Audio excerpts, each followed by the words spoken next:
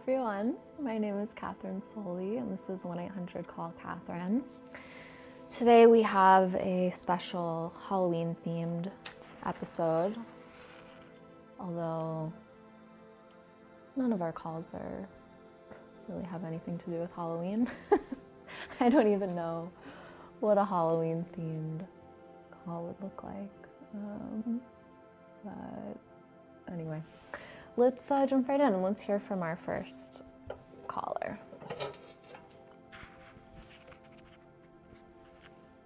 Hi, Kathryn. Thank you for creating the show. It's such a wonderful gift to the world.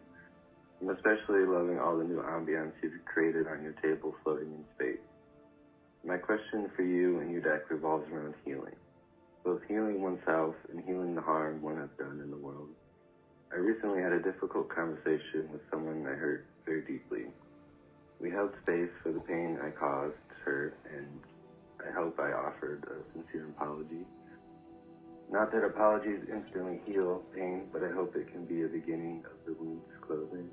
I walked away from this conversation deeply ashamed of my past words and actions, and have been unable to shake this feeling. How can I forgive myself for treating someone's feelings and emotions so selfishly? How can I heal myself so I no longer move from this place of selfishness? I don't want to be that person anymore. I hope I'm not that person anymore. Thanks for listening. Your insight on these matters will be greatly appreciated. Thanks. Okay. Thank you for calling in. And let's shuffle the cards and see what we have for you.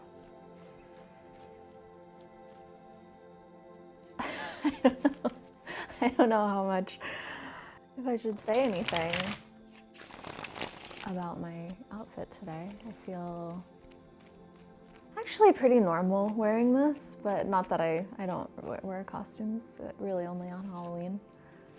I do feel a little silly wearing this outfit and then giving a real, actual, serious reading. But, all right, let's see what we have for you, caller.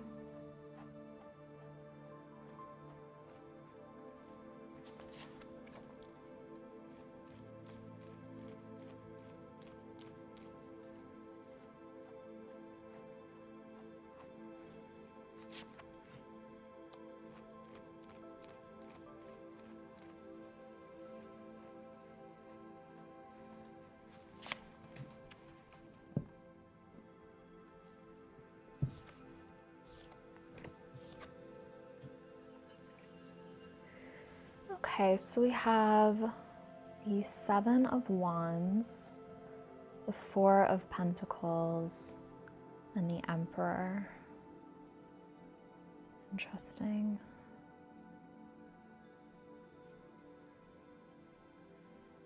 So just right away, what stands out to me, we have the Four of Pentacles and the Emperor here. Both of these are very grounded cards. It tells me that, well, let me speak also to the Seven of Wands. The Seven of Wands can come up when we're feeling uncertain about ourselves, we're comparing ourselves to others, we're feeling like, it can come up when we're feeling like we're not good enough, other people are better than us, things like this. So having these together just tells me overall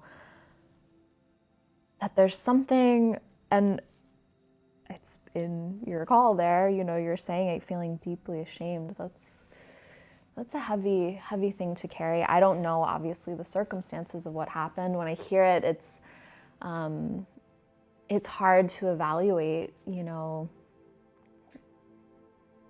Sometimes, you know, we humans do things where we harm someone, either through selfishness, like we know what we're doing is going to harm someone, but we do it anyway. We don't care because it's like we're just trying to fulfill some desire within ourselves, or we don't know what we're doing. You know, we just like don't understand. Maybe we were raised in a way where we didn't learn certain rules of interacting with people. We grew up in maybe a household where there was a lot of unhealthy behaviors, and then that just feels normal to us. I mean, that's basically everybody to like varying degrees where we grow up. Whatever households, the dynamics were relationally in our households that we grew up in, that seems normal to us, and then we're gonna like inadvertently repeat that in adult life or in, you know, the relationships that we have outside of our family. But then, you know, there's a huge range of what that looks like in terms of like how healthy those relational dynamics are. And, you know, we're living in a time where most people are not growing up in a household where the relationship dynamics are very healthy. So if you did, you know, anyone listening, if you did grow up with like very loving, accepting, kind parents, good at communicating, good at dealing with conflict, you're very lucky, and be patient with the others. And so there's that possibility, you know, like, yes, there are times when we cause harm. And then, you know, there's also this rise of this sort of, and this is a part of me gets, you know, I'm like wondering where people are overly identified with being victims. And so sometimes people will learn therapy language and then weaponize that in order to make other people feel bad, or to control how other people act. And so, you know, and with that too, there's often an unwillingness to acknowledge one's own role in that dynamic, because it always, you know, it takes two to tango. To a certain extent, there's limits to that idea, but it does. It takes two, you know, it's not, I won't go into this right now, but I've talked about this in previous episodes. So, you know, I'm wondering where on this spectrum do you fall? And I'm also hesitant to even speak about this, you know, people weaponizing therapy talk, because I also don't want to let you off the hook if you really did something that harmed someone. And, you know, I don't want, sometimes people will also, we're so crazy human beings. People will be like, oh, she is weaponizing therapy talk and is incorrect, and I'm the victim now. And it's, what a, interesting time to be alive. So, but regardless of the situation, you know, we don't know the specifics here. There's a feeling of feeling inadequate, feeling bad, feeling shame, feeling like comparing yourself to other people. You know, I wonder if there's a voice inside that's like, I wish I wasn't so fucked up. I wish I wasn't so, I wish I wasn't the way that I was, that I am. How am I ever going to stop behaving like this? Like, what if I make the same mistake again? What if I, you know, and there is a trajectory that you can go on where you are working on yourself. You know, you're looking at perhaps what brought you to this situation in the first place with this person, what caused you to act in certain ways, what, you know, caused the whole scenario to develop and roll out in the way that it did. And I think that that's going to be important, regardless of, even if someone is like weaponizing therapy talk, then that is something that you need to look at too. Like, why did I get drawn into this sort of person? So regardless of like where you are on the spectrum, there's some sort of self-reflection that needs to take place in how did I get into this scenario? How can I avoid repeating it in the future? Did I get into this scenario because it's something that's familiar? It's something that mimics in certain ways experiences that I've had with my family growing up, or past relationships, or whatever it may be. So examining yourself, that feels important. And also, we have two cards here, like I said, the Four of Pentacles and the Emperor. These are two cards that feel very grounded to me, very self-assured. So there's also this voice that's saying, don't get lost into feeling so bad about yourself, because that becomes like masturbatory. It becomes like where people can get into this pattern as well, where it's like, oh, I'm so bad, and it can become addictive. And I would even ask you, is that something from childhood as well? Were you a scapegoat in the family? Were there certain dynamics where parents or older siblings or someone made you feel bad in order to control you? This is actually a very common parenting technique that obviously I think 99% of parents don't recognize that they're doing it, but you're like, I think you can see it probably more obviously in the way that people train their dogs or something like this, where you shame the dog or shame the child, make them feel bad, so that way you can control their behavior instead of explaining or teaching them. It's like you do this kind of shaming control sort of dynamic. And so if there's any sort of pattern that you have where you are going to get into a circular thinking pattern in your head, I'm so bad, oh, I'm so ashamed that I did that. Maybe you really did do something that you should feel bad about, but you're gonna have to move forward with that. And so you make amends to the best of your ability. You try to understand what you did. You don't necessarily need to get this other person involved in that. You don't necessarily have to keep, apologizing to them or finding ways to make it up to them, unless there's someone that you'd like to keep in your life and they want you in their life as well. Then you probably do want to maybe find a way to make amends to them. But don't become so identified, so lost in this feeling of how bad you are. Try to find a certain stability or groundedness that you have within yourself that is not altered, is not swayed, is not moved based on whether you feel like you're a good or a bad person. There's a something that stays stable within, regardless of that. So let's pull an oracle card here for some guidance with these themes going forward.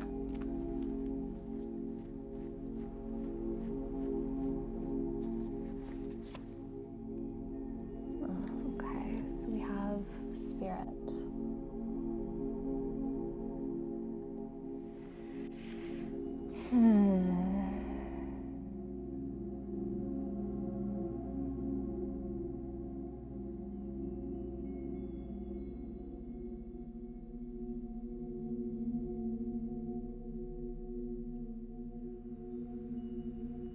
When I see the Spirit card come up in relationship to the rest of the reading, it feels like, so we have this grounded kind of energy that connects you more with who you are in a deeper sense, beyond the storylines of what we've done and what we haven't done, who we'd like to be, who we think we are, and so on. But having that Spirit card, it feels like it's also bringing in maybe a higher perspective. And so I even wonder about what's your relationship to spirituality? There's something, what comes to mind to me in this instance is Christianity and forgiveness. And I don't know if you have a relationship with Christianity, or if you were raised Christian or anything like that. Obviously there's other avenues that teach very similar or the same thing about, just loving, love the sinner, not the sin, like that sort of thing, and forgiveness. And so being able to offer yourself forgiveness,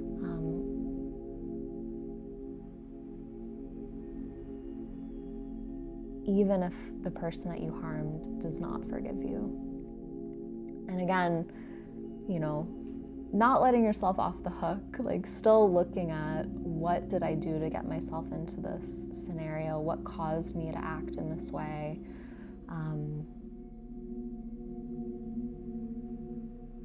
And forgiving yourself. It's a kind of advanced thing to do. There's a fine line there of acknowledging one's wrongdoings and loving oneself anyway. Good luck with that. All right, caller.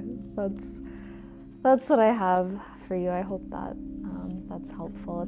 It's never really helpful to carry around the weight of shame and guilt and self-blame or blaming others for that matter. So I hope that you are able to find some relief from that. All right, so let's hear from our next caller.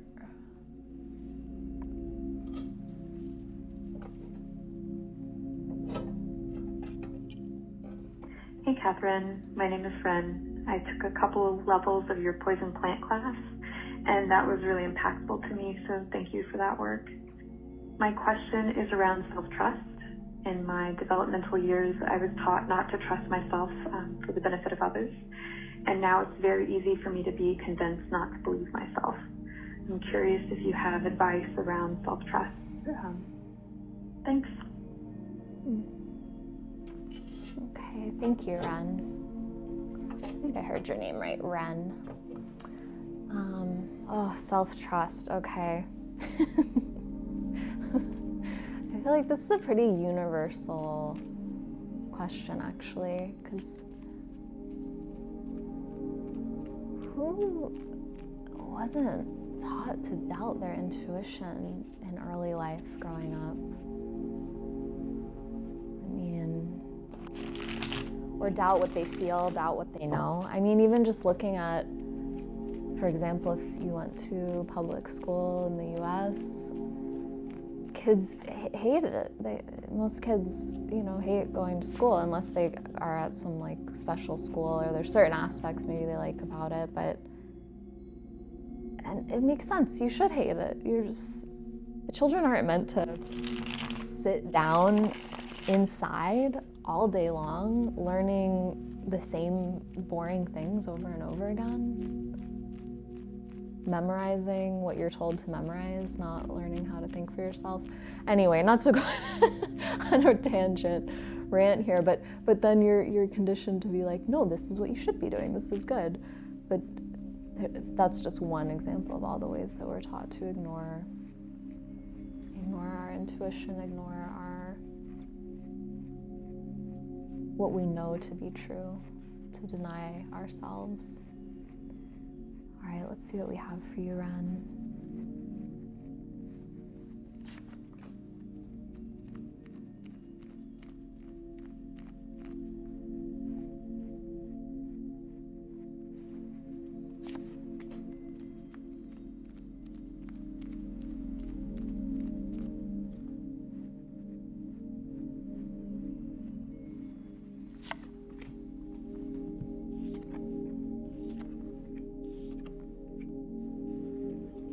So we have the Two of Wands, the King of Cups, and the Seven of Swords.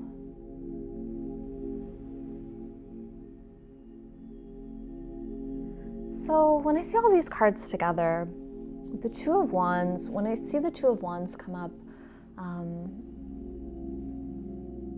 there's a couple of possibilities here in this reading. One is, when I see the Two of Wands, I often thinking about the future. So we're thinking about the future. And so perhaps a helpful exercise would be doing like a visualization or a meditation or some kind of imagining where you're thinking, what would it look like? Imagine yourself a year from now, 2 years from now, 5 years from now, and you fully trust yourself. You trust your inner voice. You trust your ability to make decisions for yourself. You trust your intuition. What does that version of Ren look like? It can be a powerful exercise to imagine these idealized versions of ourselves, there's something about, I've found, like imagining them that makes it somehow possible. Like before we imagine it, it seems impossible. It seems like, how could I ever be that kind of person? But then if you imagine it, it does something to your mind. It does something where even though you're making it up, even though it's not real, it can often give you the sensation like, this is a possibility in my life. The other thing with the Two of Wands is it can be where you might be feeling pulled in different directions. And so you already know, as every single person is born with the ability to trust themselves, to hear that inner voice, to know what's best for them. And so I think a lot of people live in turmoil, they live in conflict, they live in a kind of tug of war, because they feel like they know what they want, they know themselves, and then at the same time they have all these voices that they've internalized, they have all these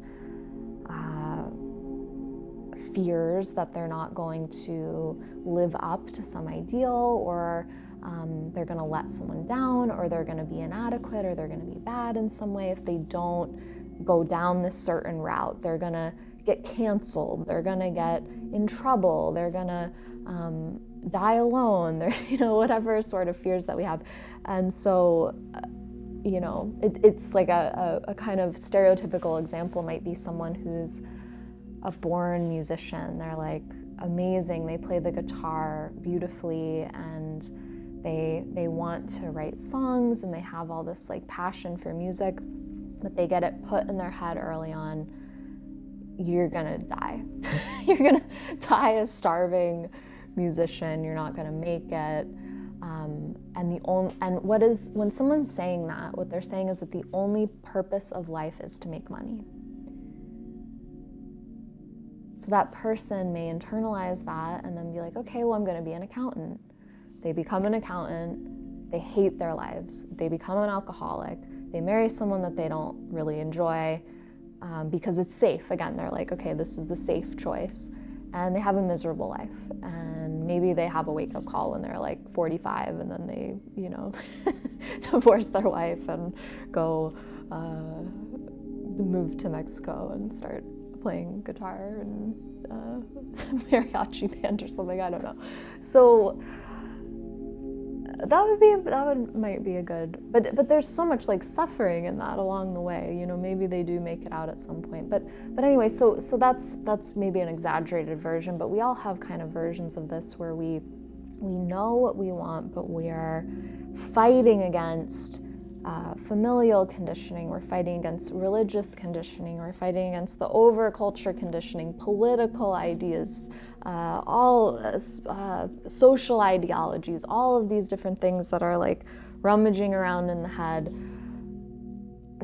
dampening the real desires, the real voice.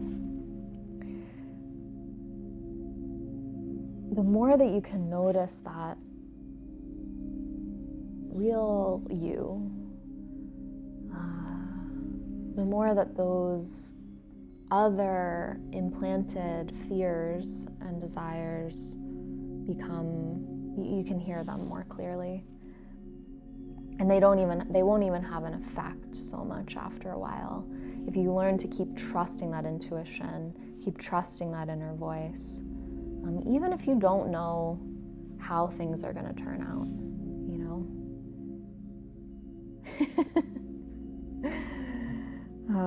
on my Patreon, I have a Patreon, kathrynsoli.com/Patreon, where I have a lot of video classes on there on lots of different topics, on herbal medicine, poisonous plants, tarot, symbolism. I send out monthly herbal care packages on that too. But one of the video class series that I have is on the major arcana, and I feel like the Fool class, the class about the Fool, which is maybe my favorite card in the deck. don't let the name fool you. No pun intended there. But there's something about the energy of the Fool that may be of benefit for you to kind of connect in with at this time. And then we have the King of Cups and the Seven of Swords. The Seven of Swords is also, it's this sort of energy when we're, in the instance of this reading, we're trying to get away with something, like we know better. So it's like that part of us that it's like, I know on some level that this is who I am, this is what I want to be doing, this is the path I'm supposed to be on. But maybe, but what if I'm wrong? Maybe the better choice is to, become the accountant, marry this person who's safe that I don't really feel love, passion for, but they're stable and, whatever. There's all this being said too, there's nothing wrong with taking like the safe path in life or taking like a safe path in life, but it's not well suited for everybody. Some people, the King of Cups, when I see this card come up, interesting side note, the King of Cups about 4 or so years ago, 4.5 years ago, the King of Cups, no, 5.5 years ago, it started showing up a lot in all of my readings. It's maybe the most commonly pulled card that I get. It doesn't matter what deck I'm using. It's not because like the card is folded or something. There's something about the energy of the King of Cups that I think people need right now. And the energy of the King of Cups is it's this part of ourselves that whatever's going on around us, the King of Cups is the emotionally mature part of ourselves, that we let ourselves feel what we're feeling. We let ourselves feel the ups and downs, the happiness, the sadness, the peaks and the valleys. We recognize the chaos of the people around us, of the state of the world around us, and yet we don't become identified with them. We ride the wave, but we recognize that we are not the wave, and we recognize that the wave will eventually pass, that the wave is a temporary thing that we are working with, we're riding out, we're learning from, but we don't believe that we're the wave. So it's very tempting when you're feeling really great about life, you're feeling great about where you are, to believe that that is who you are. And then the opposite end here, when you're feeling really bad, really sad about your life, about who you are, about the world, it can be very tempting to believe that is who you are, as opposed to this is a passing state. So the King of Cups, I think everybody kind of needs that right now when we're living in such a chaotic time, where so many people are really struggling and suffering, the environment's not doing so well, there's just a lot of suffering going on, and uncertainty and confusion. And when there's uncertainty and confusion, people want to grasp onto something. This is the way out. That's the scapegoat. That's the bad person. That's why things are going bad. That's the bad group of people. That's why things are going bad. And I'm gonna cling to this lifeboat of this presidential candidate, or this group, this social ideology, or this religious ideology, or this political ideology, or this whatever, there's whatever it may be, and that's gonna save me, and people get more and more clinging and fixated to those sort of lifeboats when things are so chaotic like this. So I think that this card, the energy of the King of Cups, shows up so much the past couple years, because I think people we need the reminder that like the way that you're feeling, the way that the world is transitory, it's temporary, it's not who you are. It's a passing state. So if you can ride those waves, learn from them, but not become identified with them, that would be good. And then in relationship, that card in relationship to this reading, I would just say, it's more so tapping into that emotional maturity within yourself. So when the feelings of fear come up, or the feelings of, what if I'm wrong? What if this goes wrong? What if I'm not good enough? What if I really want that thing, but I'm confused, and you're just doubting yourself, whatever it may be. Can you tap into emotional stability, that part of yourself. Okay, so let's pull a card from the EC Super Oracle deck to give us some guidance with these themes going forward.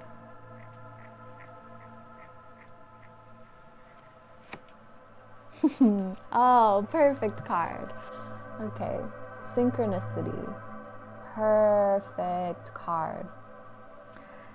Okay, you want to know the easiest way to trust yourself? Is you trust synchronicities. You look out for synchronicities.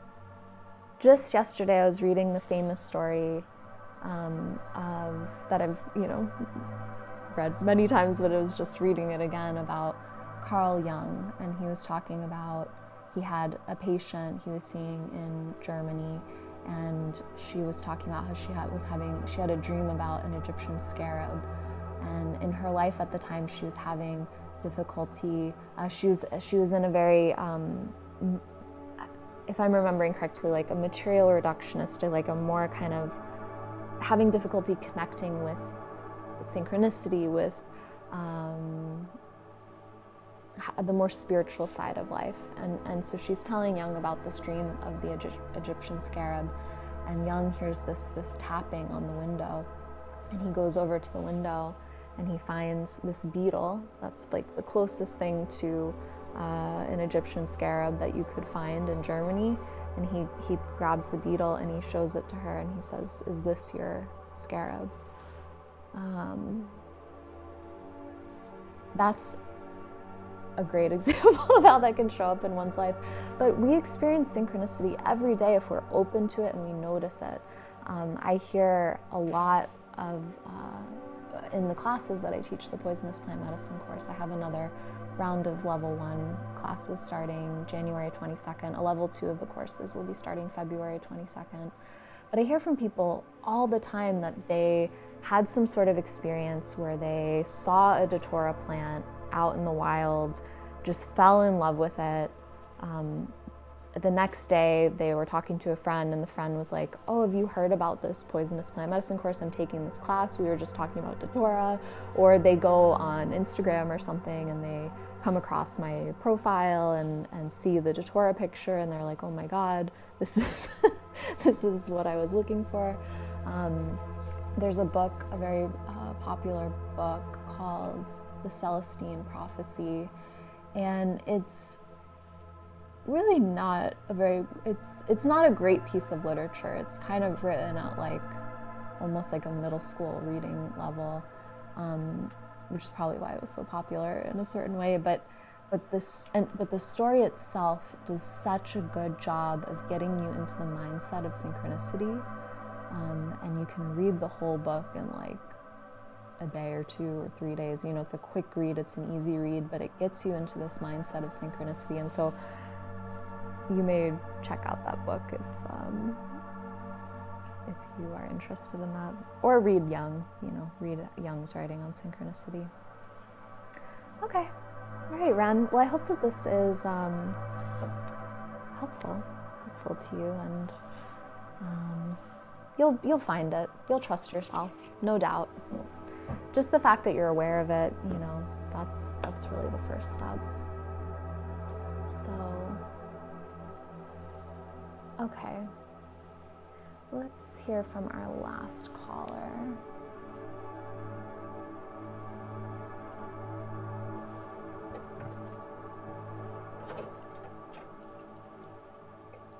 Hi, Kathryn. So I'm worried that I've never gotten over someone that I had a brief week-long fling with 11 years ago.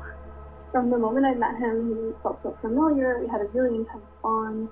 I know he felt it too, but it ultimately didn't work out for us to be in a relationship, and we haven't spoken in 11 years. I've been in serious relationships since, but I still dream about this guy, and I just can't shake the feeling from my heart. I'm actually currently in a relationship. It's very healthy and amazing. I love him so much, so I definitely thought I was over this guy from 11 years ago. But I just dreamt about him last night, and now I can't get him out of my head, and I just don't know what I'm supposed to do about this. I thought it would have gone away by now, it feels like I'll never be able to get rid of this feeling. I feel a little crazy, and I could just use some advice. Thank you. Okay. This is not an uncommon thing to happen. All right, so let's shuffle these cards here and let's see what we got for you. I feel like as the episode has gone on, I've basically forgotten that I'm wearing this costume, and if you see me like smirking at inappropriate times throughout this, it's because I have remembered what I look like. And just find it funny, like I'm giving advice, very like serious advice.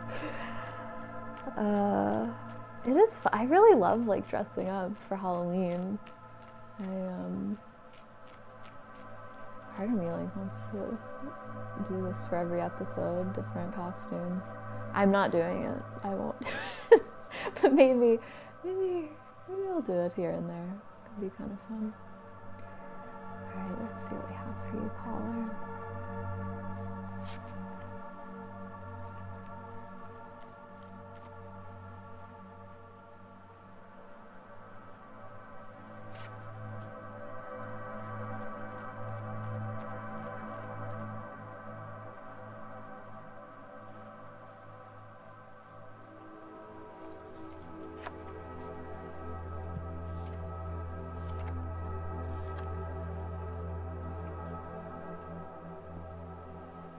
Okay. So we have the 8 of Cups, the 5 of Pentacles, and the 4 of Swords.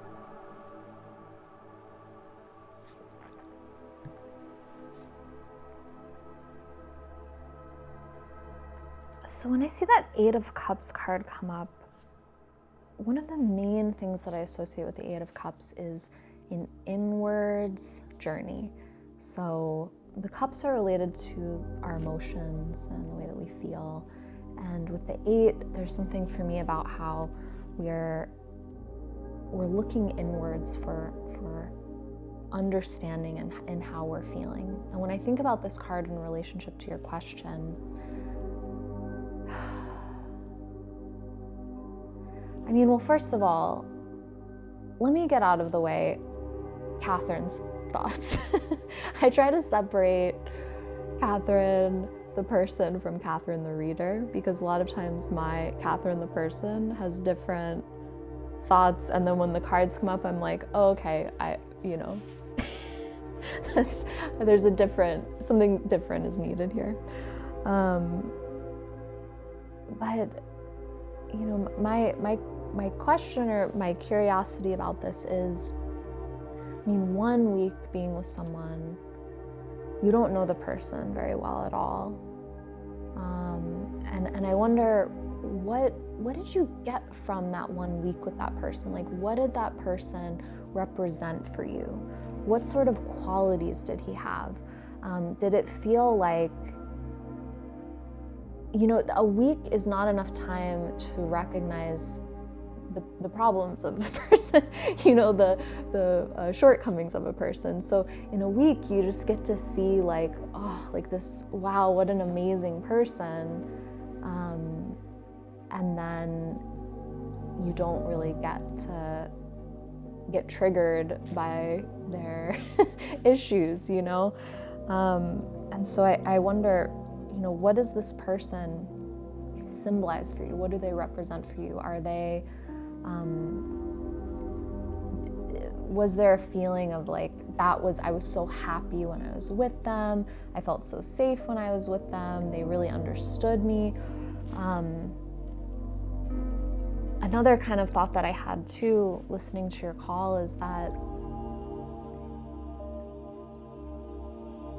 I operate from the ideology of karma, of the laws of karma. And when I say that, I don't mean like when you're bad, you get punished, when you're good, you get rewarded. That's kind of like a literalistic, simplistic way of looking at it. But just, I believe that we're drawn into certain scenarios for reasons, to resolve things within ourselves, to basically that's it. We're drawn to certain scenarios in order to resolve things within ourselves.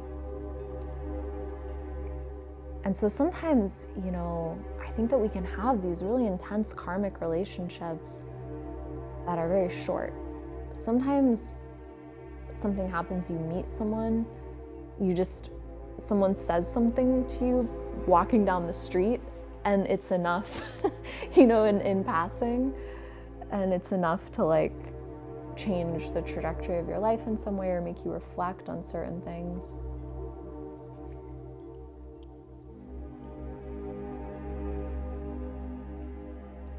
I think, sometimes when people think about karmic relationships or soulmates, if you will, we think that they have to be, it's like we have an idealized version of it. But I've had, romantic relationships and friendships with people over my life, over my lifetime, where it didn't end well, or I won't even say it didn't end well. I'll just say that there were difficulties. It was triggering for one or both of us,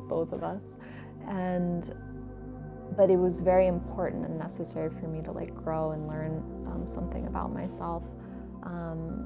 And the flip can be true too, where you in your scenario where you meet someone, there's a sense of recognition of I know this person. There's some kind of karmic connection, but maybe that's all that it was meant to be, was that one sort of week with that person. So with the Eight of Cups here, it's this invitation to look inwards, what is it about this person that keeps bringing you back to them again and again? Does it feel like they're going to solve some kind of issue that you have within yourself? Does it feel like they're going to fulfill something? Does it feel like they're going to heal something within you? And do you think that that's actually true? Or could it be a projection or a desire? And I don't know. I honestly, I don't have an idea of which one it is, but it's one of those, right? Because it's such a powerful draw. 11 years ago, that's a long time to be holding on to this person of 1 week. So there is something there. There could be something there that's you're needing to complete with this person, or you may just be projecting something onto them that you think they're going to give you, but it may be something that you might have to give to yourself, if that makes sense. With the Five of Pentacles, when I see this card come up in relationship to the reading, it can be this feeling of feeling like I'm lacking in some way. And so that's also why I'm asking this question about what this person represents, because are they representing something that you feel like you're lacking within your own life or within yourself, and do you believe that they can fulfill that for you? And again, it's tricky stuff sometimes, because sometimes I know this may not be a popular opinion, but I think that sometimes, that idea of how you need to love yourself before you can love somebody else. I don't really believe that. I think that we can learn how to love ourselves through relationship. Relationships are great teachers, and I think it's quite hard to heal relational wounds, which self-love is a relational wound. You learn on some level that you're not lovable from something in your environment. And even though ultimately it has to come from within you,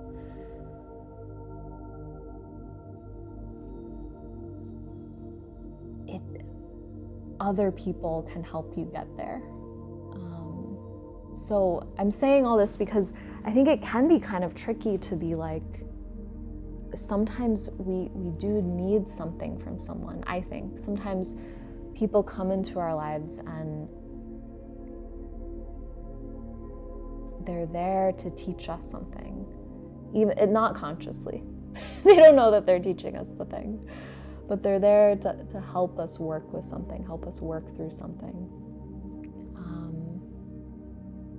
And at the same time, there is, a truth that it has to come from within you ultimately. Like, I know what I'm saying sounds contradictory, so I hope that this makes sense. It's other people can be helpful and can be teachers on the path of self-love or whatever it is that this person is representing for you.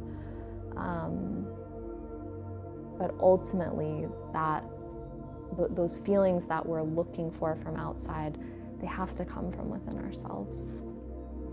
And then with the Four of Swords here, to me, in this reading, it feels like it's a mental kind of groundedness. So I would say, don't think about this too much. Don't think about the person too much, this other person. I would be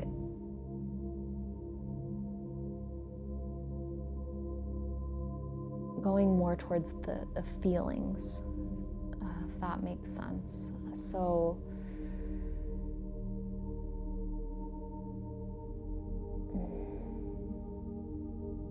if there's a tendency to try to figure out,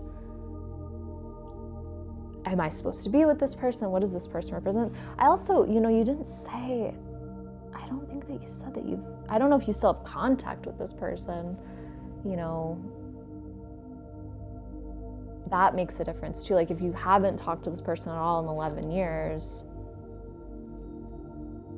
there might be unfinished business, something that you didn't get to complete with the person, or you might just be, again, like projecting and fixating on something. If you have been in contact with the person, that's a different scenario. With that Four of Swords, I would just say, try not to overthink it if you can. Try to get more into the how it feels, how the sort of feelings that this person brings up for you. What do you think that they could give you? Why are you seeking them out again and again? Having the dreams, the other thing with having people show up in your dreams, I mean, I had a long-term relationship, and when we broke up, I had dreams about him for like 2 years after, and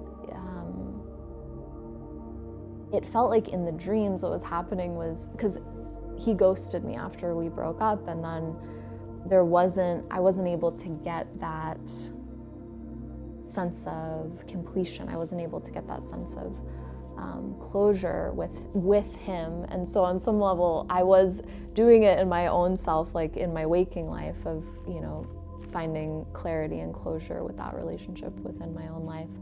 And then in the dreams, it felt like the dreams would show up as this sort of like check-in of how am I doing and how I feel about this person. How am I doing in, closing this relationship? And it was interesting because there was this very clear progression. So what's going on in the dreams is also important. I look at people in our dreams, 99% of the time, people in our dreams are representative of certain qualities, certain aspects of our own selves. So you could also just look at, what are the qualities or aspects of this person, and maybe look at this as he's representing a certain quality that I'm wanting within myself, or that I already have within myself. Okay.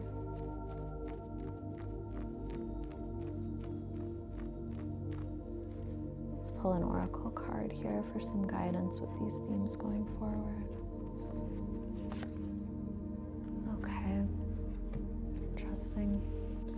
The potential card.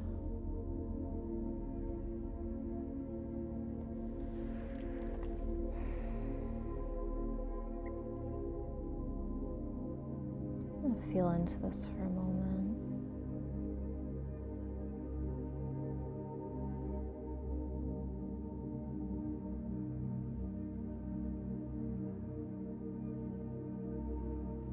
You know, overall with this reading, I feel a lack of clarity and a feeling of uncertainty, which I'm guessing is how you feel about this scenario. A lot of times when I'm doing readings on some level, I feel like I can I sense, okay, you know, maybe you're supposed to be with this person actually. Or I have the sense, okay, you're projecting, you know, you're making up a story about this person. And I honestly don't know what it is with this one. I'm not clear about it. Even if I did know, I never actually say it because I want people to come to it themselves. And so I just will, you know, say what I see, and then maybe they'll understand it in the same way that I do. But I'm really uncertain about what this is for you. So, you know, overall here, I would just be doing a lot of self-reflection. I would be looking at parts of you where you feel like you're not good enough or you're lacking. Is the feeling not good enough? Do you think that he's going to fulfill this for you? Or is there a part of you that feels like you're not good enough to be with this person? And also, you know, I also don't know the circumstances of why you couldn't be together. And that's important too, to know, you know, did he reject you? Or, you know, was it just sort of like mutual, it didn't work out? Were you afraid? Were you guys living in different cities? Like, there's so many different reasons why maybe the relationship, nothing came of it. And so I think that that's important to note too. But reflecting on, ways that you feel not good enough in some way, lacking in some way, seeing if you can quiet the mind down a bit about this. Don't overthink. The fours, you know, are a square. 1, 2, 3, 4. Let's see, 1, 2, 3, 4. It's a square. And so a square I associate with the earth. It's like this groundedness. But the swords are the element of air. They're how we think. And so we're taking that airy thinking energy and we're grounding it. So it's not only, you know, calming down the mind, like not thinking so much, but it's having a realistic way of thinking. We're thinking realistically. With the potential card here, see, this is where I'm like, it's an interesting sort of message to come up with it, because the potential here is ultimately it's your potential. You know, reflecting on what is the potential that I have within myself, regardless of this person who I keep thinking about.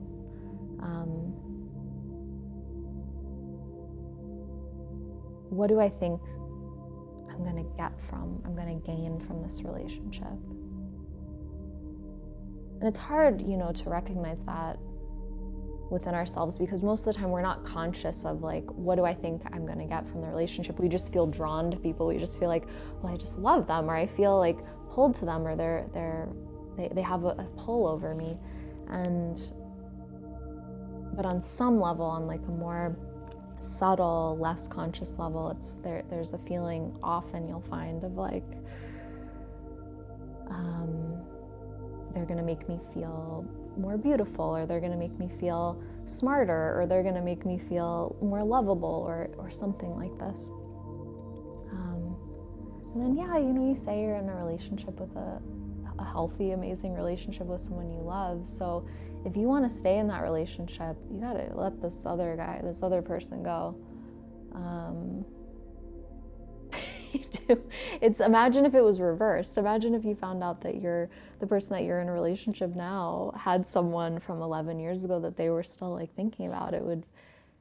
I would be very hurt if that was my partner. And I'm not saying that to shame you, but if you do want to be in a relationship with this person, you got to let this person from the past go. You got to move on and recognize what they represent for you. If on some level you do want to be with that person from 11 years ago, then you have to let your current man go. You can't, string him along. Not that I'm not trying to criticize you. I'm not saying that you're doing that, but anyway. Okay. That's Kathryn's Kathryn's thoughts. Kathryn the person's thoughts instead of Kathryn the tarot reader's thoughts. So all right, well, thank you for calling in. I hope that resolves. I know that can be a powerful pull. I will say too, I've had over the years people project stuff onto me, and that was not, mutual. And so maybe that's why I'm also partially hesitant, because I've been on the other end where like someone thinks we're supposed to be together, or someone projects different ideas about who I am onto me that aren't really accurate. And anyway, but yeah, I wish you the best. I hope that all settles down soon. It's unsettling. It's an unsettling thing when that happens. Okay, so before we close for the day, let's pull a card for everybody. Our card of the day here. Our Halloween card of the day.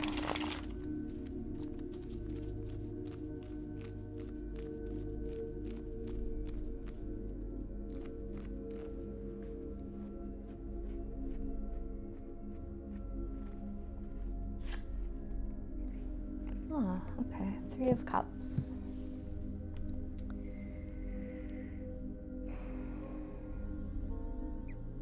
When I see the Three of Cups card come up as our card of the day, it feels like an invitation to feel grateful, to feel gratitude for what we do have in our lives at this time, even if we're in a scenario where we are suffering in some way, where we feel sick, or we feel depressed, or we feel physically sick, or we feel impoverished in some way, whether that be financially or other ways. If we're unhappy with where we are in our lives, if we're feeling afraid of the state of the world, whatever it may be, with the Three of Cups, there's this invitation to acknowledge and become more conscious of, more aware of what's going right in one's life, the good things happening in one's life, and to be grateful for that. Even, this is what I love so much about the human spirit, is that even in the most horrific of situations, people find a way to find joy, to find love, to find gratitude, to express themselves creatively, to survive beyond just baseline surviving.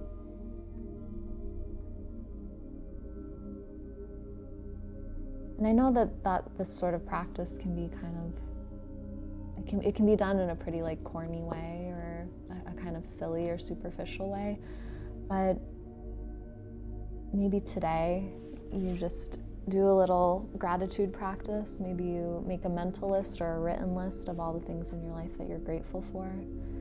And there's probably so many more than you're aware of. Things that we just take for granted. I have clean running water. I have enough food to eat every day. The sun comes up every morning. There are flowers that are blooming outside. I'm able to take a hot shower when I need to. Just the absolute most basic things. I think the vast majority of people listening probably have access to those things. And then on top of that, people that you love, hobbies, work that you like to do, beautiful things that you get to see, music that you love that you get to listen to, food that you get to taste that tastes so good, and all sorts of things. So, okay. All right, everybody. I hope that you all enjoyed this episode. Keep calling in. So the number for the show is 1-641-632-2727. And yeah, I think I'm getting into the groove of, I'm gonna probably be for the next little bit here, maybe putting out 2 episodes a month or so. And I'm gonna keep doing this until I don't want to do it anymore. But if you want to get a private reading, a more in-depth private reading with me, you can book one through my website, kathrynsoley.com/tarot.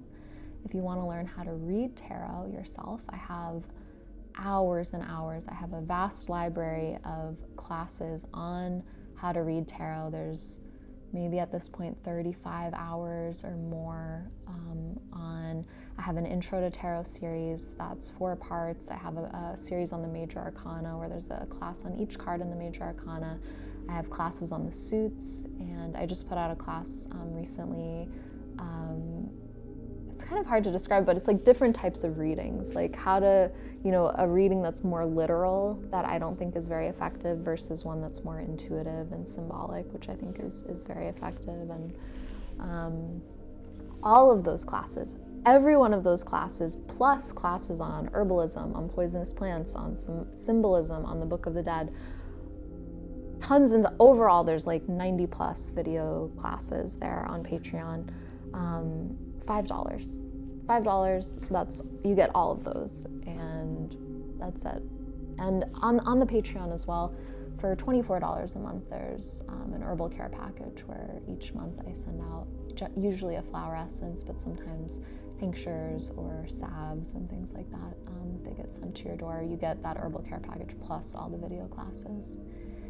And look out for the poisonous plant medicine course. I have a new round that is starting, level 1, starting January 22nd.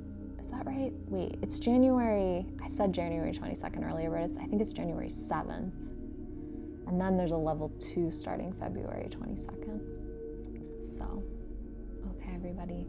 Thanks for tuning in, and I will see you next time. Happy Halloween.